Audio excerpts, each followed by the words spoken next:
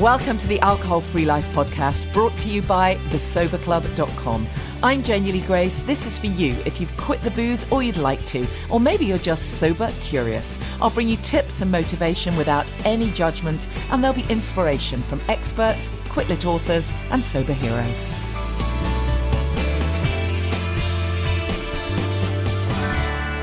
Hi and welcome on the weekend that the pubs open again in the UK. It's going to be really interesting. I've heard so many conflicting reports, actually. People who say there's no way I'm going to go near the pub with the list of restrictions, having to give your ID and fill in practically, everything almost. Sort of how often you go on the internet. And I think in some pubs the restriction is you can stay for 1 hour and you can have 2 pints. One of my friends was telling me there's all these kind of restrictions, and I think a lot of people are just feeling, well, I won't bother. And then of course there are others who are thinking, yeah, bring it on, I'll find a way. It's going to be really, really interesting. I'm just so amazingly thankful to be free of it. I really am. I'm so grateful that I haven't got to have that stress. And I think, for me, I'm getting straight into it this week, right? For me, I think the huge shame is that the pubs are all opening up, but the gyms and the holistic centres aren't. Therapists can't open yet. Holistic practitioners, and that's a huge shame. It's, we're meant to be in the middle of a, in inverted commas, health crisis, but not really doing much within the recommendations of looking after our own health and well-being. Anyways, most of you listening to this are probably very clued in to taking responsibility and being, part of the solution, not part of the problem. So we just have to keep our vibration high, don't we? That's what we have to do. And this week's podcast is hopefully going to really be helpful with that because I came across this just fantastic Facebook post. Actually, it just started because I saw this Facebook post about emotions and how most of us are not sort of really aware of our emotions. We know we feel sort of fed up, pissed off, angry, jealous, whatever, and we kind of have the top line, but then we don't really go any deeper. And I just thought this was fascinating because it's something that we've been talking about so much within the Sober Club and on the podcast, just kind of the fact that when you ditch the booze, often you've started drinking when you were young. And so you've had all those years, relationships, things happen to you, grief, sadness, loss, all the big emotions, falling in love, the big emotions have been kind of numbed by booze, really. And most of us have got used to feeling uncomfortable or upset or angry or fearful. And the very next thing we do is just take a drink to get rid of those awful feelings, which of course is completely understandable because we're humans and we seek pleasure, don't we? We want to move away from discomfort and seek pleasure, which of course is a totally natural thing to do. And our unconscious mind tells us, I remember how you can feel okay again. You can have a drink and that will make you feel okay again. And for many of us, we've got years and years and years and years of this ingrained. And so, of course, when something bad happens, big or small, the thought process is, I feel terrible, I feel scared, I feel worried. I need to remember how I can feel better again. Oh, yeah, I remember. I have to drink. And so this kind of unconscious thing that's been just going on with many of us for years and years and years. And when we stop drinking or taking drugs or both, we have to face those emotions. So it can be really raw. In the Sober Club the other night, we did a meditation. We did a live call together and we did a meditation. And it was amazing how it's really quite emotional. All we were doing was actually thinking of a memory. And it made people really quite emotional. And I'm sure it's just because if you're in the early stages, as I say, we just really haven't got used to dealing with these things. And yet they're so important, aren't they? We have to learn to deal with stuff and we have to be able to be conscious of that thinking first and then remembering how we feel before we take any action. And once you're ditching the booze and you're firmly on that path, over time, you do get better at it. That's the good news. If you're in the early stages and you're thinking, I'm an emotional wreck, because I certainly was for the first few weeks, the good news is it gets better. You do become much more able to recognise the emotion and recognise how you're feeling. That's why journaling and stuff is amazing. But you recognise how you're feeling and you notice, okay, so this is this feeling, this emotion. Why is it happening to me? How can I feel better? Where are my memories? Where are my, I call them bright spots, that actually support me properly? And that's when you can start to build new memories that are based around, stuff that isn't pouring liquid, toxic liquid on your head. And then you can choose a different action. So that's a very long-winded way of telling you that I got to interview the author of that great Facebook post. Her name is Karla McLaren, and she's written what looks like a fantastic book called Embracing Anxiety, How to Access the Genius Inside This Vital Emotion. And I just loved her positive approach. So I think you're going to really love the interview with Karen. But also this week, I'm really pleased to bring you an interview with Janey from Unlimited Beer. Now, this is a really interesting story as well, because Janey wrote a review for the podcast and then just dropped me a line and told me that in not so many words, listening to the podcast had completely changed his life. I love stories like that. What he actually said was that he becoming alcohol-free, and with things like the inspiration of the podcast, he had decided to start a brand, alcohol-free beer. So what an amazing story. And I love things like this, the way that people just transform when they do this thing. They ditch the booze and then their whole life can transform. It's just amazing just to see how people kind of blossom and grow. It's really incredible. Just before we get into the interview, I must share with you that it's July, of course, and that means the podcast is 18 months old. I can't believe it, actually. I kind of missed the year anniversary. That went by in a blur. But I thought I'd celebrate the 18-month anniversary. And what I'm going to do is bring you a few archive episodes. So we're going to dig out some of the episodes from the archives relatively randomly and give you another chance to listen to some of those. And we're going to do a bunch of competitions, so make sure you keep your eye on social media, and we'll put blog posts on the soberclub.com as well. So I thought it would just be really nice to celebrate those 18 months. And I've been so lucky over these last 18 months to get all these amazing guests. When I first started doing the podcast, I'm sure I've shared with you before that I started to do it because I'd run out of podcasts to listen to. There weren't enough to kind of feed me. And also I was recognising that there were some amazing people that I really wanted to interview. And obviously with my radio hat on, that comes relatively naturally to me. So I really started it for myself so that I could just interview some of these amazing people. And I didn't have great expectations really about who would listen, because there's no publisher behind it, there's no funding or anything like that really. So it's just me and my little labour of love. But I just thought, I really just thought, what a great excuse to be able to talk to someone like Catherine Gray and Annie Grace and all the people that had inspired me. So that's really why I started it. And then it just kind of seemed to get a life of its own. And of course, I realised that it wasn't just me that had been kept alive, as it were, and kept sober by listening to inspirational podcasts. There are just so many, and it really, really, really makes a difference. If you are in the early weeks, perhaps if this is your first time listening, then I can't recommend highly enough just go back over lots of my old episodes and lots of other podcasts. Mine isn't the only one, of course. There are loads.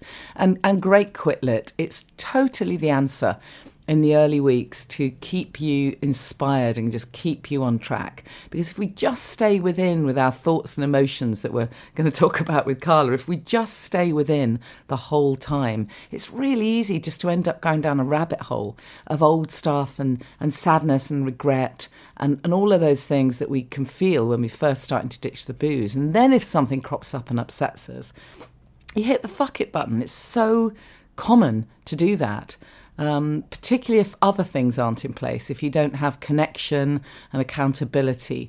So those are really the elements but that being inspired, that being able to catch sight of some, lots of people who are ahead of you and who have been there and done it. And you can hear by the way they speak that they genuinely have had the same, or well, not exactly the same, of course, but they've shared some of the same feelings that you have, that absolute feeling of being trapped. I really remember that feeling of being in the alcohol trap.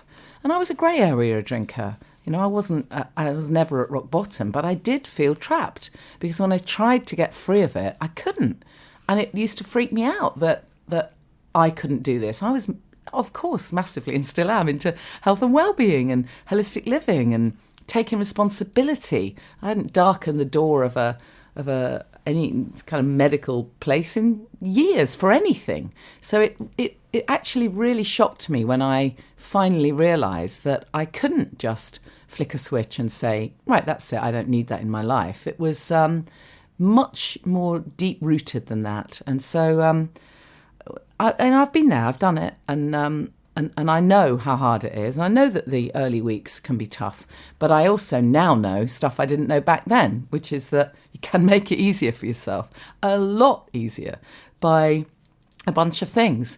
And one of them is staying inspired and staying informed. So educating yourself and being inspired and motivated, literally immersing yourself into the Quit Lit, the podcast, just the inspiration, just literally get immersed in it. You're going to need a little bit of extra time, but then you get extra time, don't you, when you're not drinking? So today's show then, we have got Karla McLaren and also Janey from Unlimited as well. We've got a competition to win some Unlimited. Tell you more about that as well, some Unlimited beer, alcohol-free beer. And of course, I have to remind you, this will be the last time that I remind you, so you'll be glad to hear me shut up about it, that the British Podcast Awards are still open for your votes just till Monday. So if you're listening to this before Monday, the 6th, please, please, please vote for me in the listener's choice. It would make such a difference to me. You need to go to britishpodcastawards.com/vote, and you click on that and you vote. And then you need to make sure you get an email come back at you, which you have to click to verify your vote. Otherwise, it hasn't gone through. I hope that makes sense. So I'd really, really appreciate that if you're listening before the 6th, britishpodcastawards.com/vote, and it's the listener's choice, and you just need to type alcohol-free life in the little search box there. So without further ado, let me introduce you to my guest, empathy pioneer and researcher, Karla McLaren. She's the author of this great new book, Embracing Anxiety, How to Access the Genius Inside This Vital Emotion. She also wrote The Art of Empathy. She's written The Language of Emotions. She is just queen of emotional intelligence. Enjoy. We're talking about the topic of anxiety, and I'm so pleased that my guest is Karla McLaren, the author of Embracing Anxiety, How to Access the Genius Inside This Vital Emotion. I love the title, just to start with. Thank you so much for joining us, Karla. I came across your work because I saw something that you'd posted, a kind of an emotions wheel or something like that. I'm sure we'll get into it. And it just kind of led me down a little bit of a rabbit hole, and I'm looking at all this stuff and I'm thinking, wow, this is just, I want to talk about all of this. I mean, clearly I haven't got you for that long. So you'll have to rein me in. But just before we get into the book, just tell us a bit about your background and what led you to doing this work that you do around emotions. My background is that I noticed from when I was very little that emotions, this was my first thought, emotions are the problem. that everything would be fine if we didn't have emotions, because those were the things that caused people to be cruel to each other and to, I just saw emotions were terrible. And then I began, as I grew up, to learn more about emotions, and I began to see that whenever I said, okay, let me look at what is happening when anger comes up, right? What's happening in the situation? What is the person trying to do with anger? And I did it with all of the emotions. And I began to understand what emotions were for, rather than that just they're bad, right? So I began to notice when my cat was angry, when a horse was angry, when my dad was angry, when I was angry, the situation required the person or the animal to set boundaries. A boundary had been crossed, and so the person needed to set boundaries. And I noticed that people's skills were what was the issue. So you could set boundaries, with cruelty. You could set boundaries with violence. You could refuse to set boundaries and nobody would know what the heck's going on.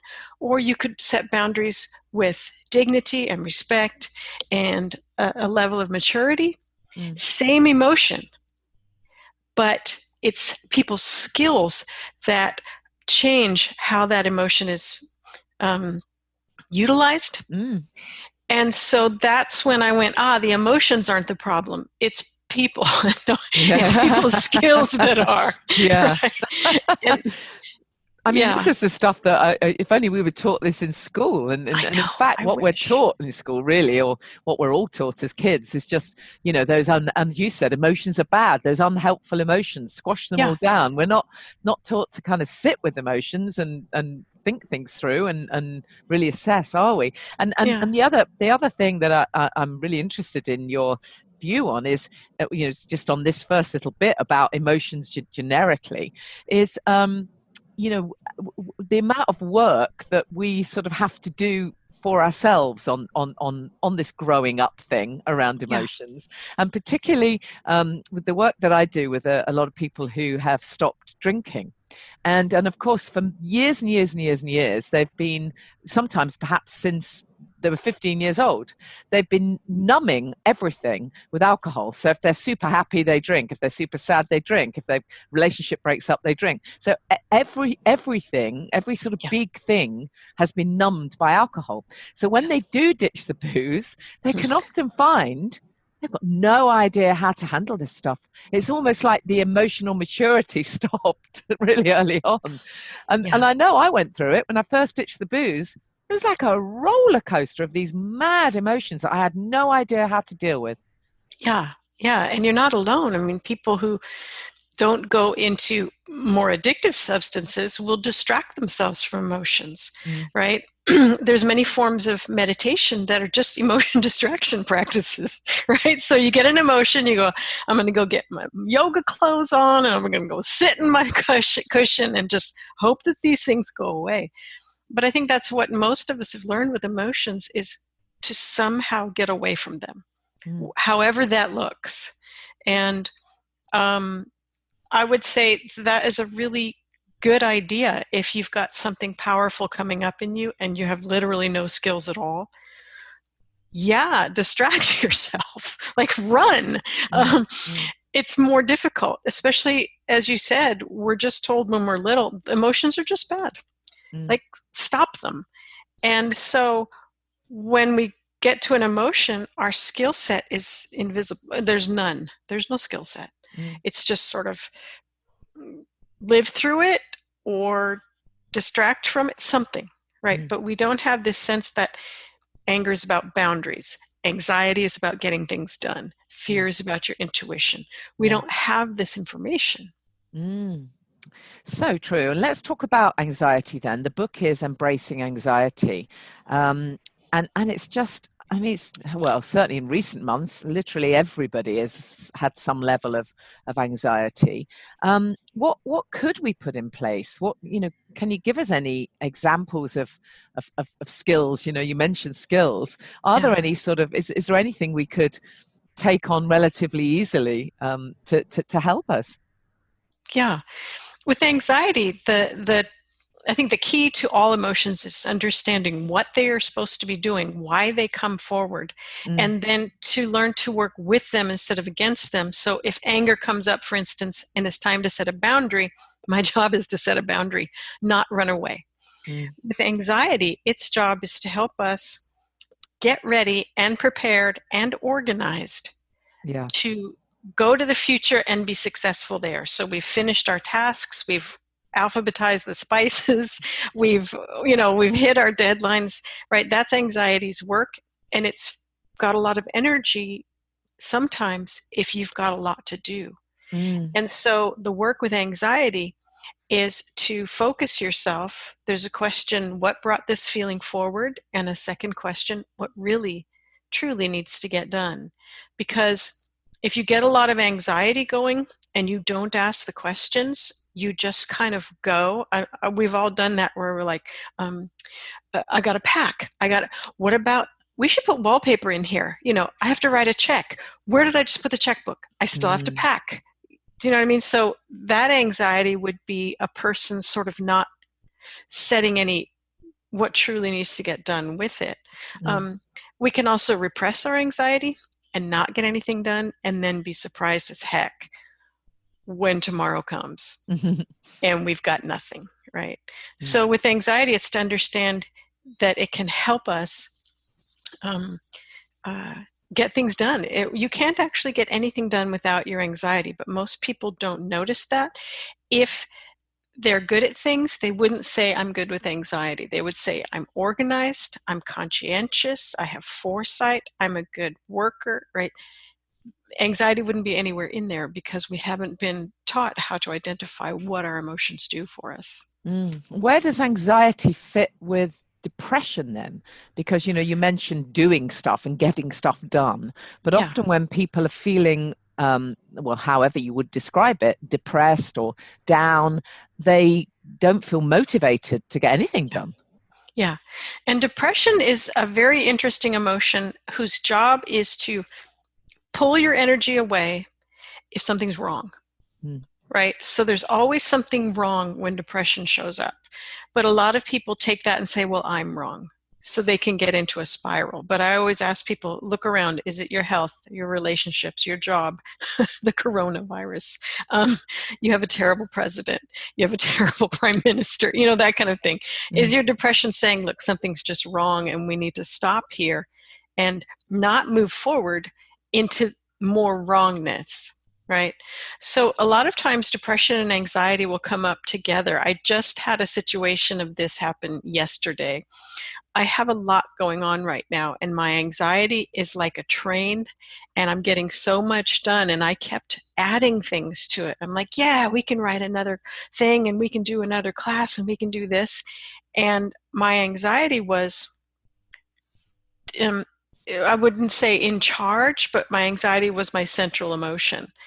And I'm not eating, I'm not exercising, I'm not, I don't have a life. I'm just a working train, a machine. And my depression came up pretty strongly and I ignored it. And then it came up more strongly and I ignored it. But it was telling me, stop it. This isn't working. This isn't working. So depression was like a reality check for my anxiety. And so I was able to say to people, no, I'm not going to do that thing. We're going to put that off until the fall or whatever, because I was just so intense that I was losing my balance. So in a way, that kind of brings us back to self-care and being able to recognize what we need and that we're not superhuman. Yeah. And I think sometimes depression, when it comes up very, very quietly to say, really? Because this isn't working, we push it down like I did with my anxiety. No, I got to keep going. Got to go. There's deadlines to meet.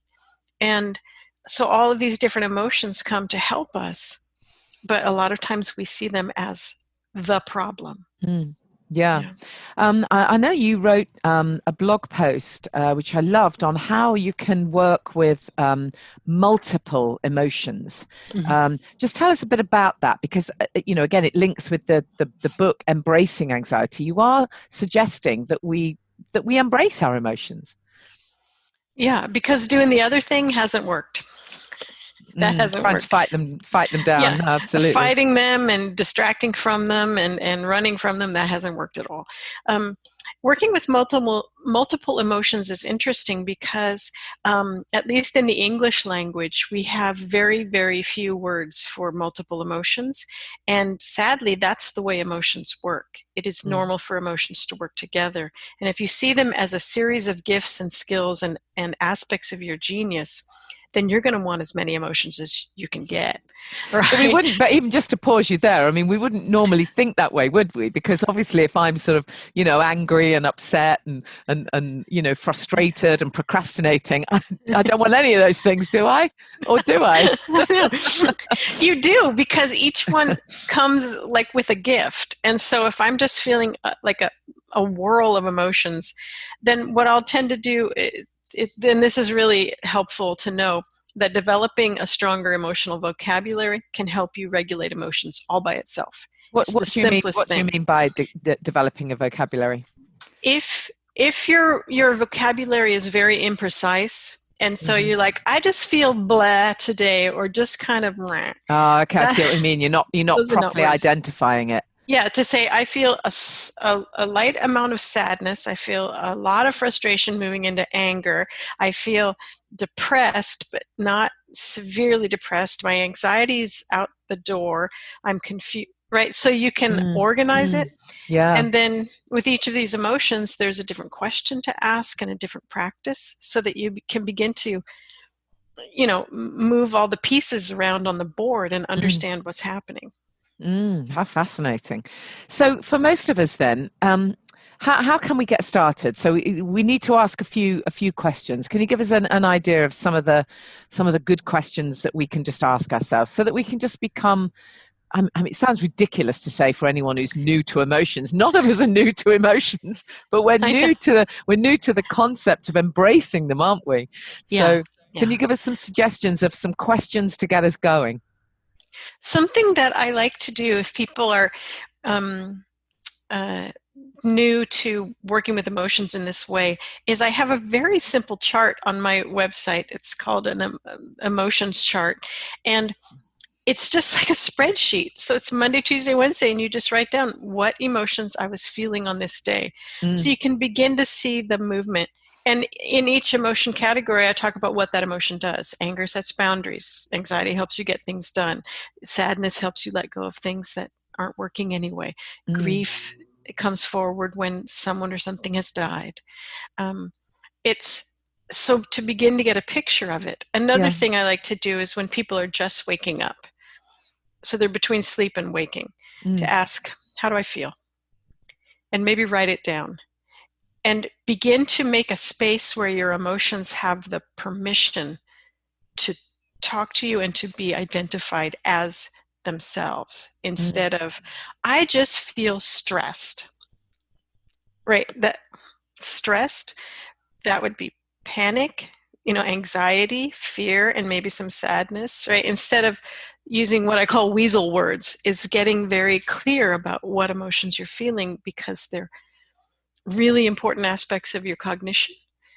So knowing that they're there, you can begin to work with them. Yeah, and when it comes to working with them, what are some of the strategies that often work? I mean, I'm guessing that journaling, you mentioned writing things down. Do you think that really helps when you just sort of let out some of the thoughts onto paper? Yes, and I have a practice called conscious complaining, where you I love that. You just let the emotions come out, and it starts with complaining. It almost always starts with complaining, but generally, if you're writing enough or speaking enough, you'll get to a more core piece of it. Not that the complaining was wrong or a secondhand emotion, but that sometimes we are called into our emotions through something that just bugs us. It's like, that's not right. And if we just stay there, we may never understand the deeper story of why it's not right. So doing conscious complaining can really help. A lot of times it'll start out with, that's not right. And it will end up with, and I don't think my mother ever loved me. Like it will get deep pretty soon. And then you'll understand why you react the way you do. Yeah, absolutely. Yeah. And what about things like walking in nature? Being in a quiet, now, can you get out to nature? Here we are still. No, well, no, we can, You fortunately. can? All right. Yeah. Yeah, it's more difficult here. Things opened up too quickly, and we've got a huge rise in cases here. So getting out in nature is difficult for people, but definitely being in a place where you can be with your own thoughts. Yeah. And talking about your own thoughts, what is the role of sort of mindfulness and meditation, do you think, when people are first starting to really start to try and understand their own emotions? Yeah, I think it can help to teach people how to access their bodies and how to calm themselves intentionally.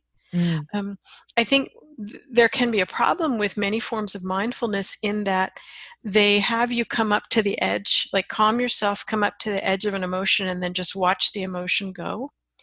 And I'm like, I love those first two steps, but the emotions are aspects of your genius, so why are you letting them go? It would still tend to treat emotions as if there's something to avoid. Whereas Right? you would rather we do what?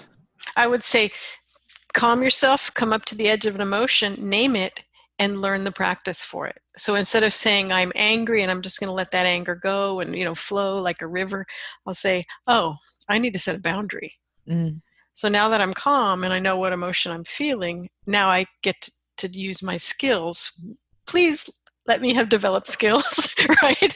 And now I use my skills to set a boundary in a way that another person can hear and that won't, injure them or me.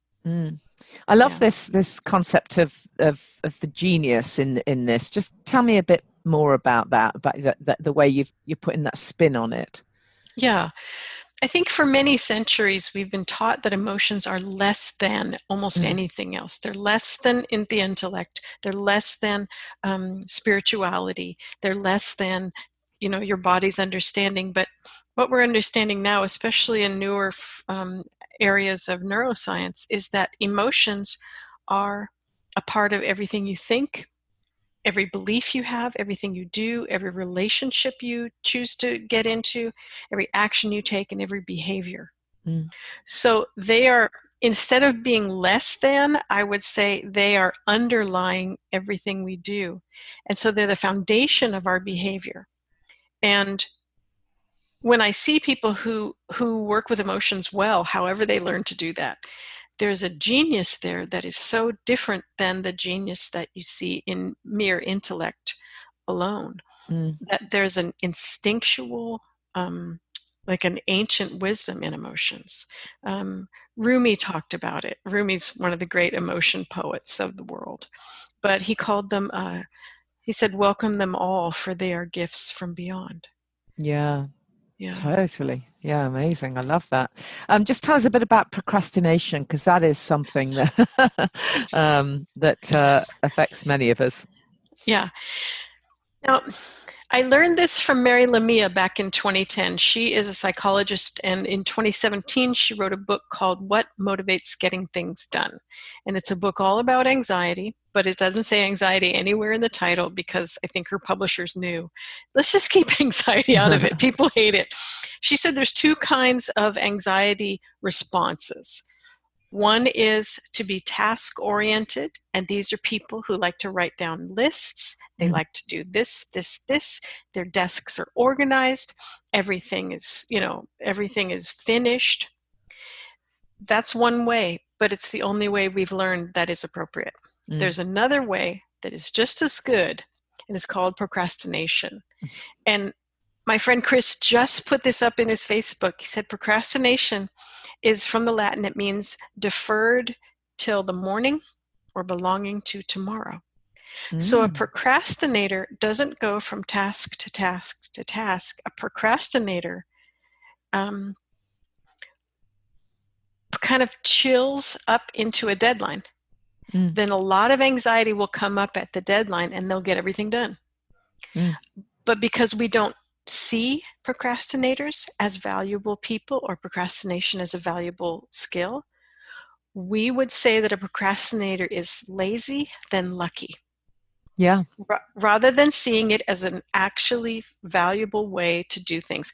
Now, the task-focused person, which I am, has a baseline level of anxiety going all the time, right? So I don't chill up to a deadline. I task continually up to a deadline. And so that's why I said earlier, my depression had to come and say, come on, cut it out. So my, I've learned to procrastinate a little bit. I'm never going to be good at it, but a procrastinator can chill all the way to a deadline and then boom, get it done. And now I look at procrastinators like, oh, I'm so envious. I wish I could do that. I love it. So you're reframing it really. And yeah. So is it possible then for someone to be able to literally embrace all of their emotions, including anxiety, and be able to work with them and I don't know, maybe feel really quite balanced, whereas many of us feel very up and down too much of the time. Yes. And I've got a whole community now of people who I've trained in this work. And it's just lovely because, we'll come and say, well, I was feeling some grief and this, and we'll all say, awesome. And we'll say to each other, that was some beautiful shame that you just used right then. I'm just like really watching you in your shame. That treating emotions as aspects of cognition and your basic intelligence or genius even means that all of them are your friends. So I could write a book called Embracing Shame, Sadness, Grief, to embrace all of them. And for me, it kind of creates an inner, people say inner peace first and then world peace. If we've been taught to avoid and suppress and hate basic aspects of our own humanity, of our own cognition, then it's going to be very hard for us to create anything other than war in the world. So I think I was right when I was little. Emotions are the problem, but not in the way that I thought. Right?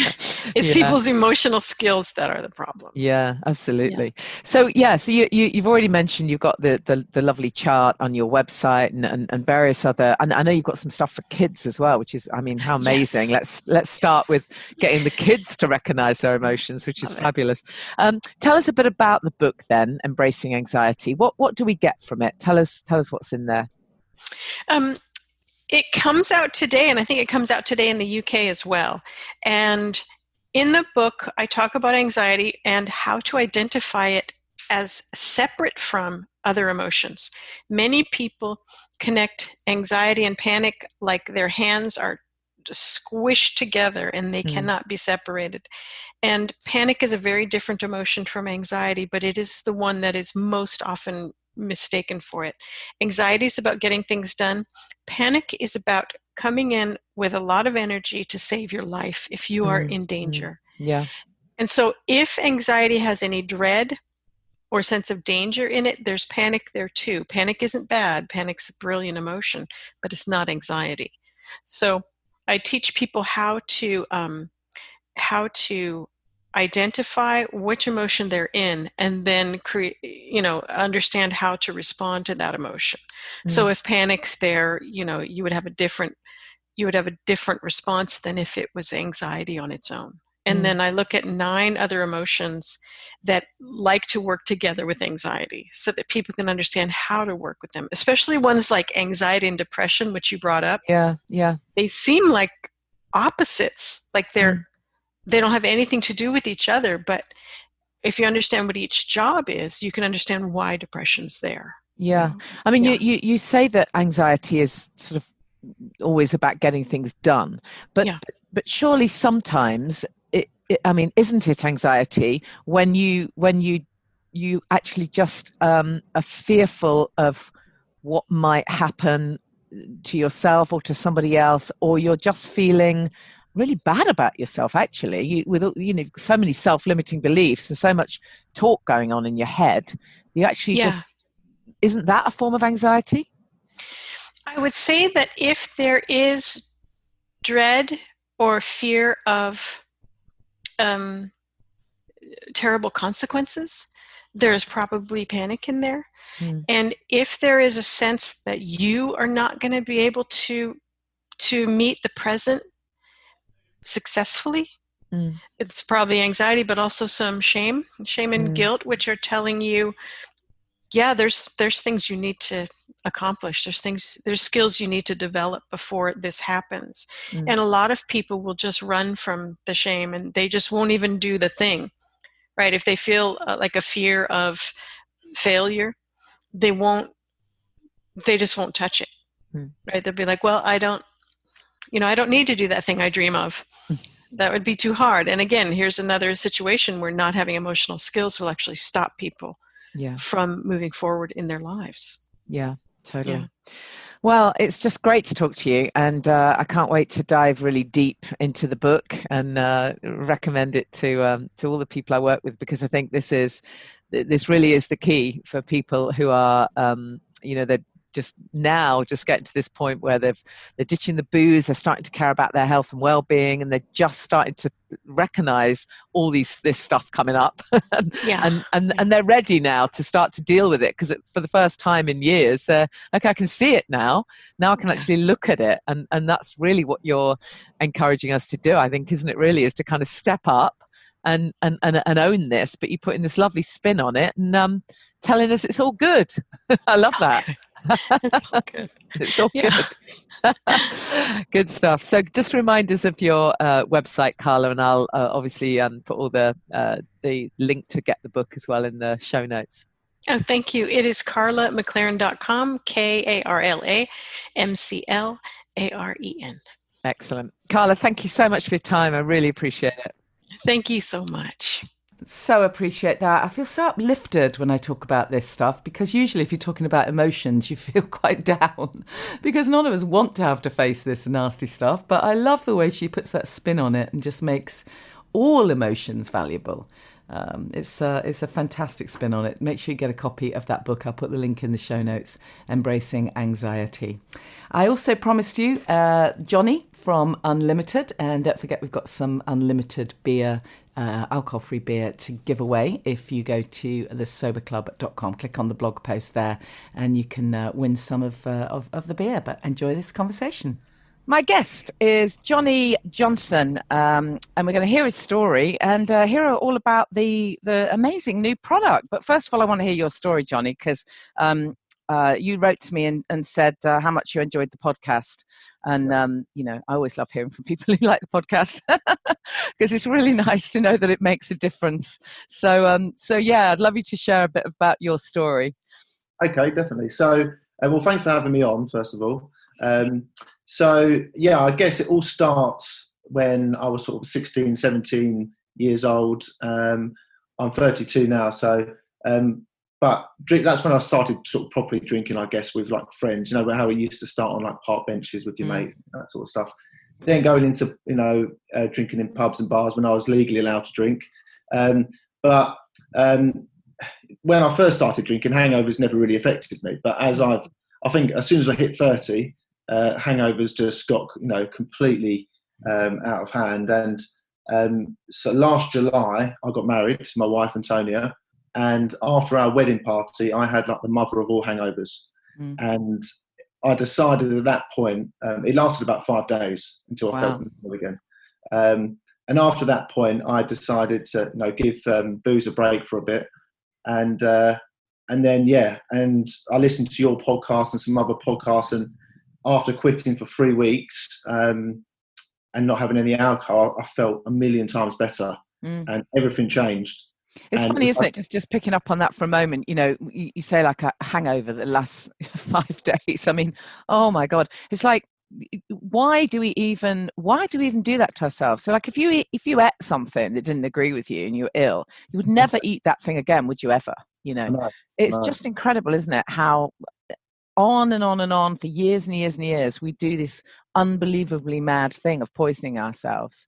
It's just bizarre. Anyway, I'm just picking up on that. But just before you hit your 3-week point, when you sort of made the decision to leave it off, how was that with friends and your social situation? Because I'm guessing if you'd had the mother of all hangovers, you would have had what at the time you'd have considered was a great party, and no doubt had other friends who were drinking. So how did that play out when you were off the booze with your friends?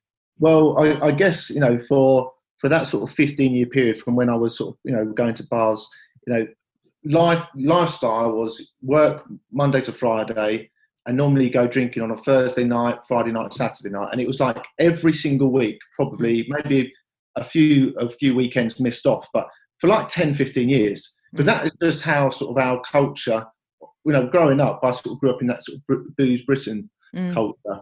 And that's just, so obviously when I decided to quit, all of my friends and colleagues, they sort of knew me as like, the fun time guy that would always be up for it. So I got a lot of pushback from people, and people saying, "Oh, stop being a pathetic, just have a beer," and all that sort of stuff. And I think, I'd never tried to sort of quit booze before, and the more I was researching about alcohol-free and listening to podcasts, it just reinforced the fact that I'm doing the right thing. And then now everybody that knows me says how much I've improved in every aspect of my life, and and just from seeing me, it's changed other people's perception of That's drinking. brilliant. That's amazing, isn't it? So basically, with this whole thing of the friends and the fear of, the FOMO and all of that, I mean, what's your message to other guys and girls who are almost more worried about that than how they're going to feel? They're more worried about how others are going to react to them. Well, the thing is now, I think the alcohol-free movement's getting so big. Yeah, so it's made it a lot easier, hasn't it? Yeah, and I don't think now, like last year, I got quite a bit of pushback, but since July of last year, there's so much press about alcohol-free. There's a lot more options, and there's such a big movement of living a healthier lifestyle and around sort of mental health. Yeah, and everyone knows who's had a hangover, the regret and the sort of beer fear that you have, and feeling very anxious. And one of the best things about not drinking is not feeling anxious anymore. I know. Tell me about it. It's amazing, isn't it? What other benefits did you find for yourself? Well, the first thing that I noticed was I was sleeping really well. So I'd wake up like 5 a.m. Well, I normally wake up at 5 for work and just be knackered, but I wake up at 5 and I'd be energized. So then I'd go for a run. Yeah, and that never happened. So sleep was a big improvement. I noticed initially that I ate loads more chocolate because obviously the sugar, I missed the sugar side of things. But no, so I actually lost weight even though I ate more chocolate. Sleep was better. I was so much more focused as well. Yeah. So when I was speaking with people, my brain just worked quicker. Right. Have you ever seen the film Limitless? No, I haven't actually. Oh, so is it good? Yeah, it's brilliant. So it's Bradley Cooper, and he has this pill that basically opens up all the receptors in your brain. Right. And he turns into like a super switched on guy, because I know they say we only use 10% of our brain. And yeah, absolutely. Yeah. So that's how I felt. I felt limitless. Wow. But obviously I've seen the film to understand that. Yeah. I'm going to watch it now.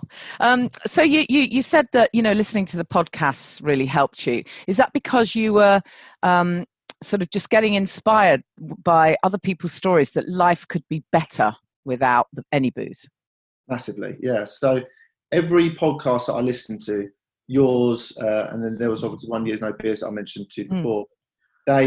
Everyone that was interviewed who'd given up the booze, everyone said how much their life improved. And there wasn't anyone that was saying any negatives about giving up booze. Yeah, no one ever regrets ditching the booze. No. So, and I thought it was just a sort of a compounding message that everyone was saying.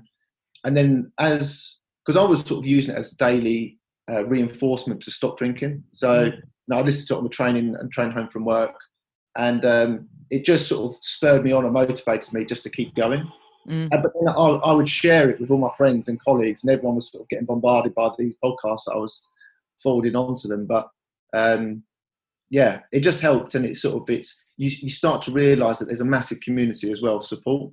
Yeah, totally. Whole new world out there. Yeah. So let's talk about drinks then. So obviously you were researching alcohol-free drinks, and what did you find then? So, most bars in London or restaurants, they only had one or two of sort of the big brands available, and I didn't enjoy those drinks. A friend of mine who'd given up the booze, who sort of convinced me to do it, he mentioned about going on to like the dry drinkers and wise bartenders and things like that.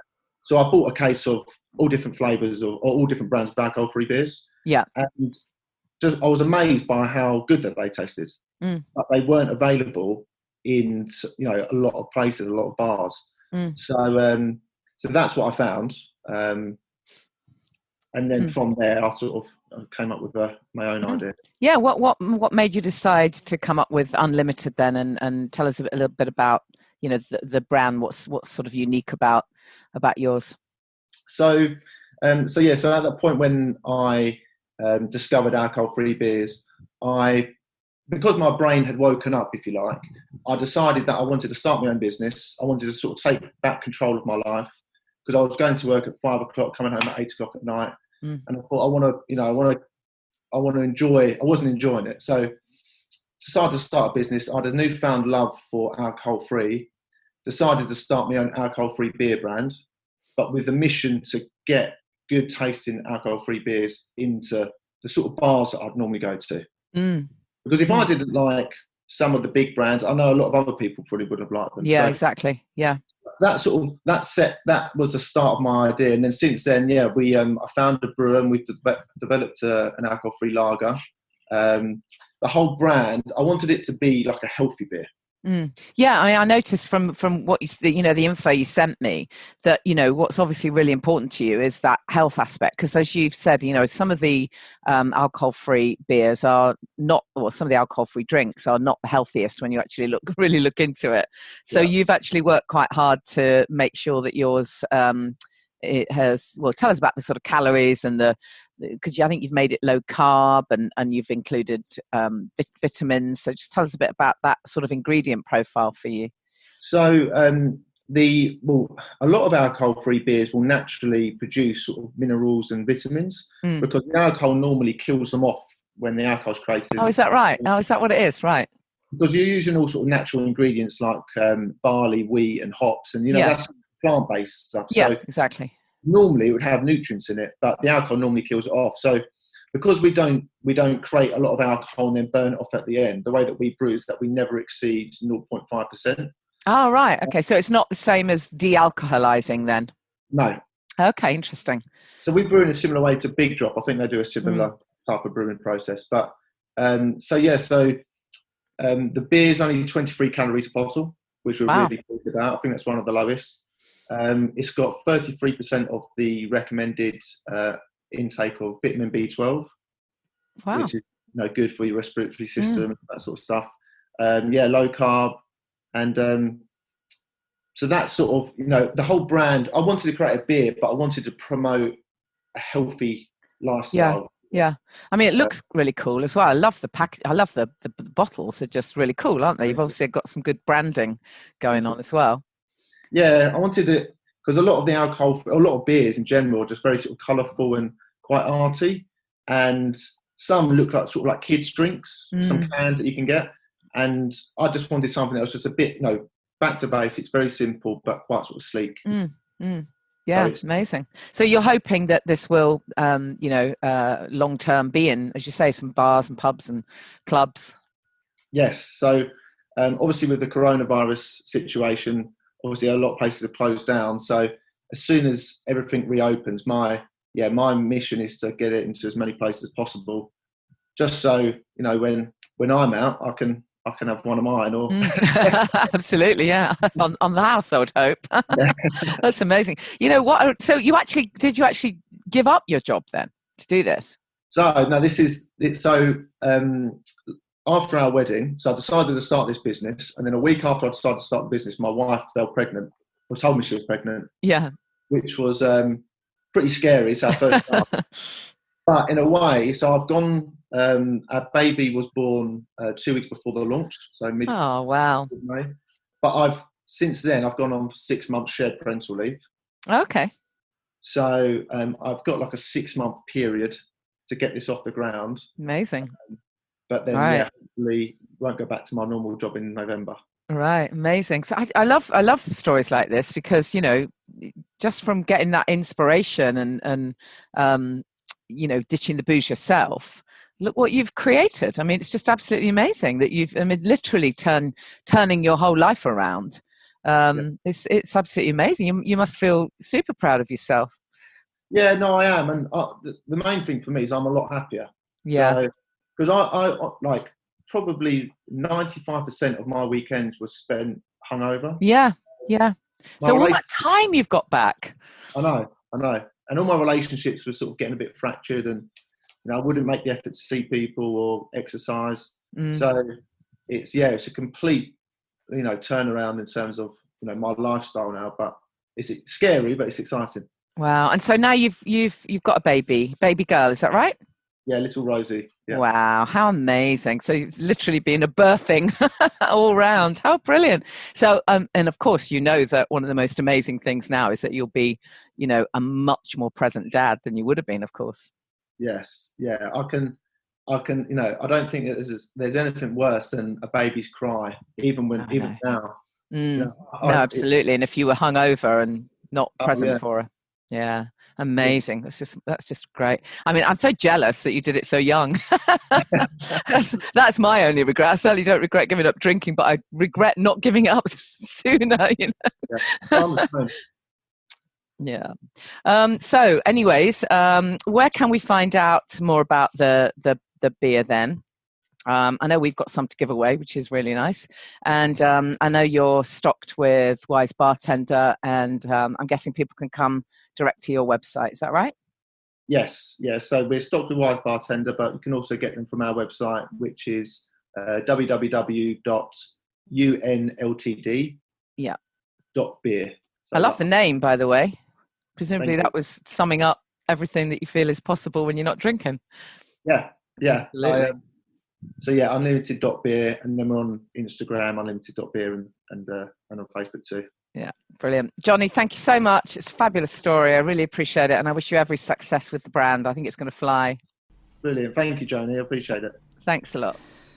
So we've got the alcohol-free beer to win. There's a bunch of other competitions on thesoberclub.com as well. And I'm going to do a few more competitions because, as I say, July is Happy Birthday to the Alcohol-Free Life podcast month, 18 months old next week. And I'm going to run a bunch of archive episodes for the next couple of weeks. Now, of course, if you have been listening right from the very start, you are going to get to hear some of the interviews again. So I hope that's a good thing. If you're 18 months on as well, or you're a year on, then you probably won't mind hearing them again. I hope not. And for those of you who are new to it, it'll just be a lovely reminder of some of the old archive material, which I absolutely love listening to.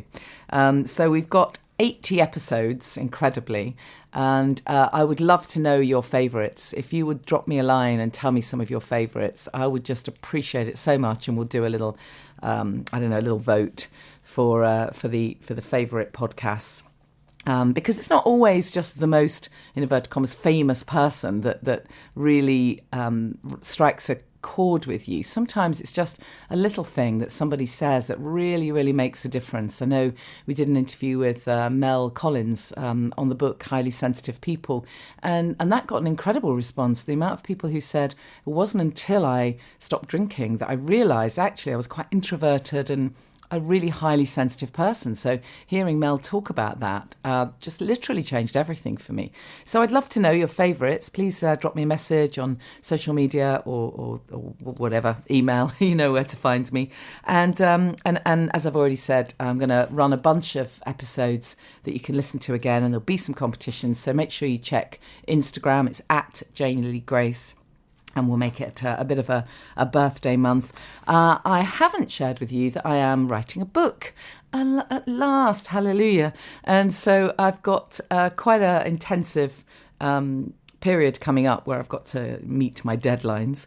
I'm going to need lots of motivation for that. And I would love your stories. So I would love if you have a look at soberclub.com, there's a post there that's saying exactly what I need.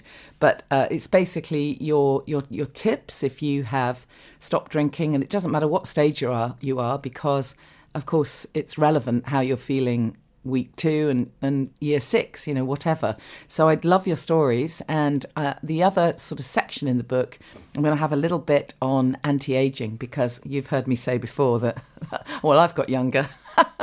That's my excuse. I believe that ditching the booze really does help with anti-aging. Forget your chemicals and your fancy creams and your Botox. Just stop drinking. And so if that's your experience and you have anything to share around the fact that you believe that some of the benefits for you of stopping drinking have been that you look better, you feel better, the whole anti-aging thing, then I'd be really interested in that too.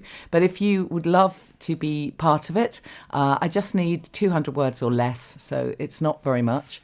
Just a tip, just a little bit about your story, what happened for you in a fairly succinct way. Obviously, really important that you let me know whether you want me to use your name or initials or a different name. It doesn't matter, but obviously you need to make it clear to me.